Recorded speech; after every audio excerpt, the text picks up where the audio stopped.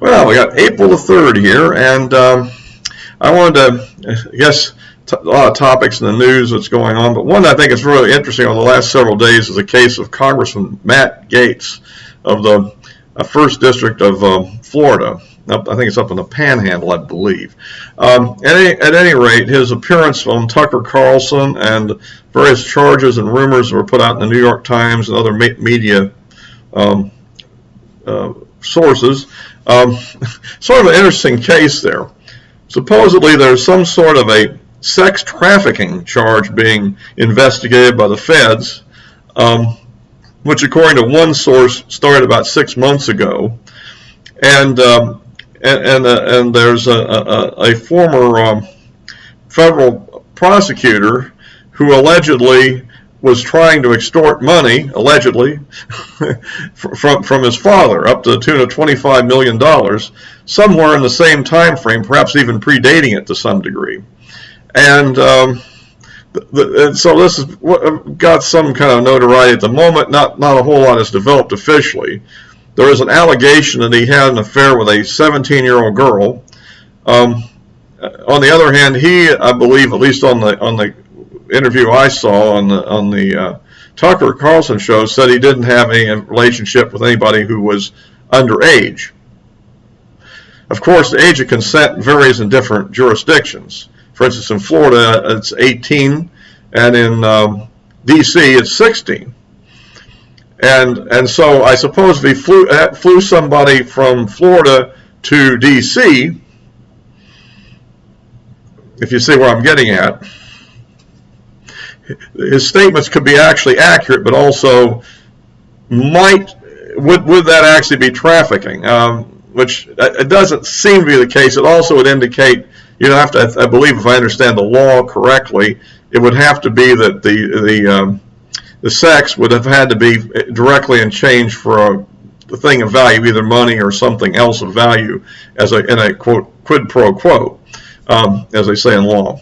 So on the other hand, there is another law out there which is usually referred to as the Mann Act, which is basically, I think, has to do, and I think it's been modified some, so I think the language has been updated. I don't know whether he's really in legal trouble or not. What I sense about this is that there's a kind of a coordinated to oust him from public life.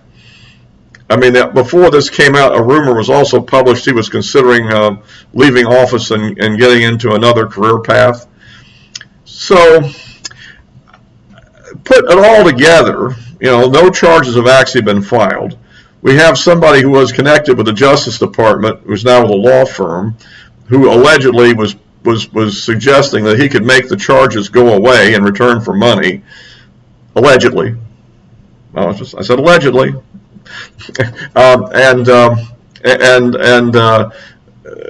Then we have the fact that his father reported this to the local FBI in the appropriate district in Florida, and supposedly he was wearing a wire to get this guy on the record.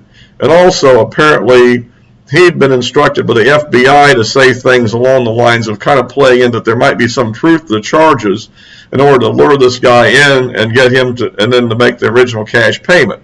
But of course the story was leaked by somebody to the New York Times the day before the first payment was supposed to be made, the final deal was supposed to be done, which would have ensnared this former justice official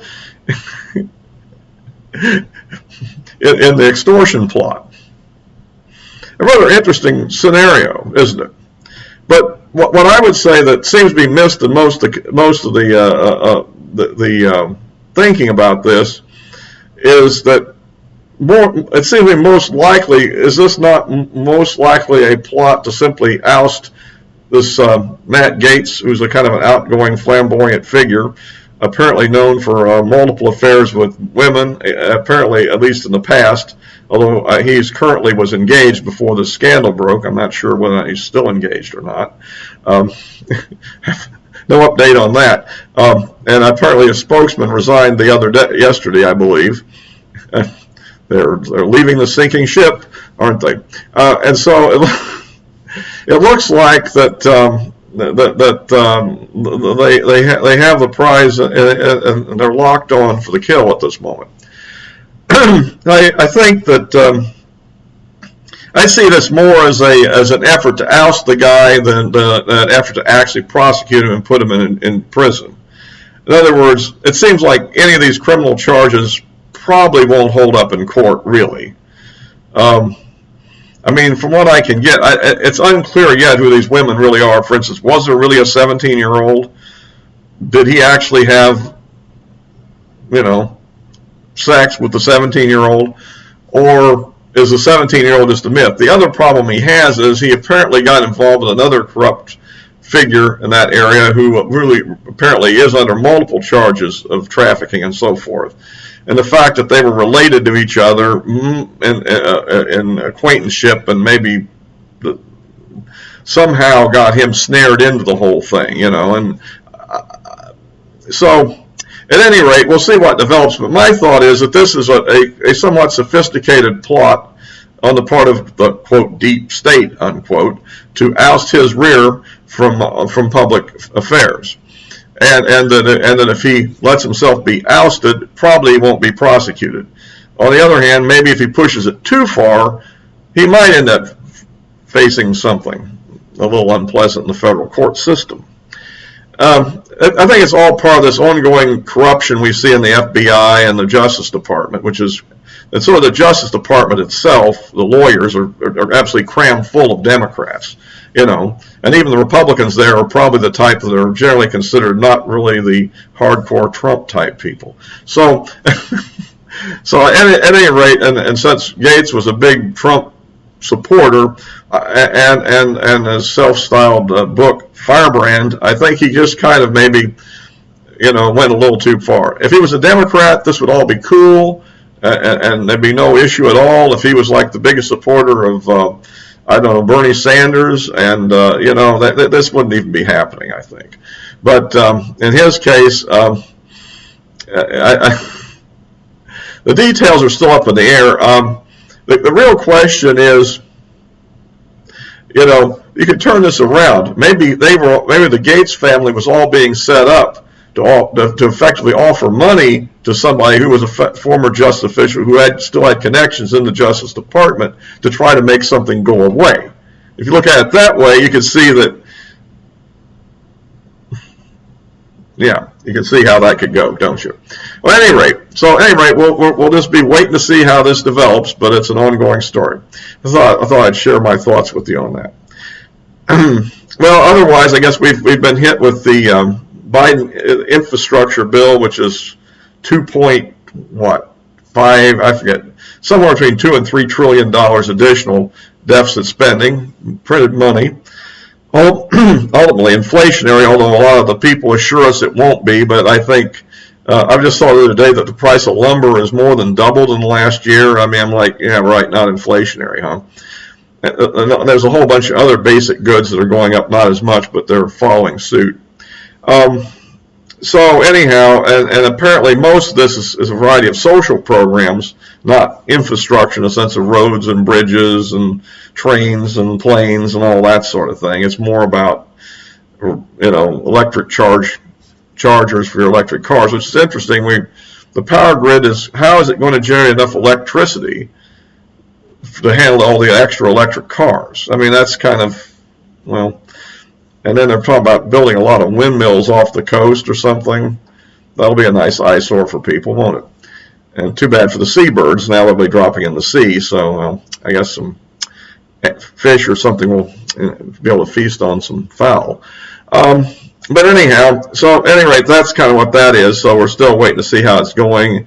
This may have a little bit more trouble just because each of the members of Congress has their own particular piece of pie they want to get in this thing, and well, anyway, it's an ongoing situation. It may be a bit more complex than the so-called American Relief COVID bill, which really was a Democrat slush fund bill and had little to do with COVID. So there's that one. So that's the next thing you got to look for. And then, of course, the situation at the border continues to absolutely spiral out of control.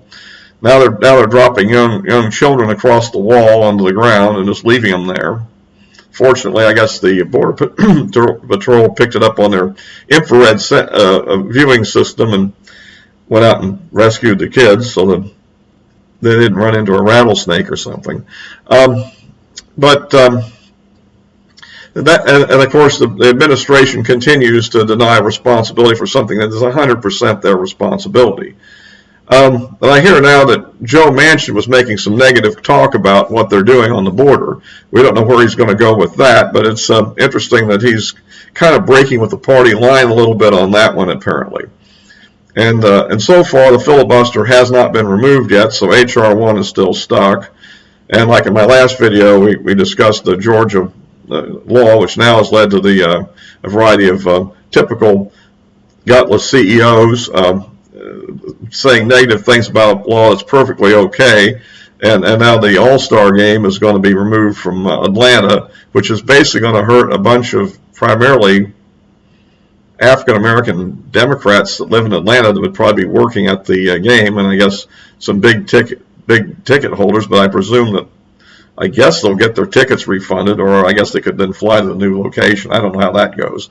So it looks to me like it's mainly going to hurt the poor and the people who really, or they're supposedly supporting, in theory, more than it actually is hurting the people that would benefit, quote, from the bill, if in fact anybody's benefiting it. And why African Americans would have more trouble writing down their license number or their state ID card number on their absentee ballot envelope or whatever it is, certification form, or what you want to call it, than a white person would have, or any other group, is unclear to me, but it seems to be that's the general myth that's being thrown out.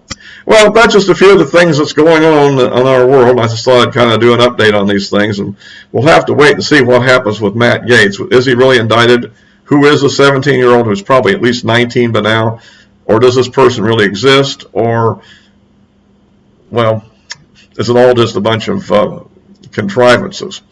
So anyway, I'll close this for now. If you like these videos, remember to subscribe. Give me a like, because it helps out with the algorithm, as they say. And, of course, forward to anybody else that be interested. Until next time.